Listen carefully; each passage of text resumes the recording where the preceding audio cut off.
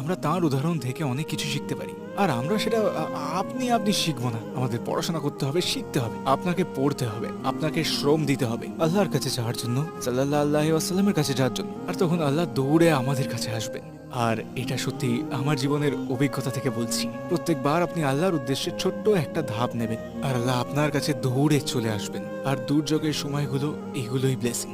আল্লাহ আপনাকে ছোট্ট করে ধাক্কা দিচ্ছেন আর বলছেন চলে এসো, চলে আসো। আর আমি সবচেয়ে বড় যে জিনিসটা দেখি তরুণদের মধ্যে, সেটা হলো শয়তানের ধোঁকা। কারণ আমার গার্লফ্রেন্ড আছে, বা আমি গাঁজা স্মোক করি, বা আমি মদ পান করি, বা আমি নাইট ক্লাবে যাই, বা আমি আমি তাহলে ইসলাম আমার জন্য নয়। আমি পারবো না, পূর্ণ বিশ্বাস থাকলে আমি এগুলো করতে পারবো না। এটা একটা মিথ্যে, কেউ ভুলের ঊর্ধ্বে নয়। সত্যি বলতে ইসলাম পাপীদের জন্যই, যারা হারিয়ে গেছে ইসলাম তাদের জন্য, যার কিছু নেই এটা তাদের জন্য, এটা এমন মানুষের জন্য যারা ভাবে তাদের আর কোনো আশা নেই, তাদের জন্য হচ্ছে ইসলাম। আল্লাহ সব সময় আছে।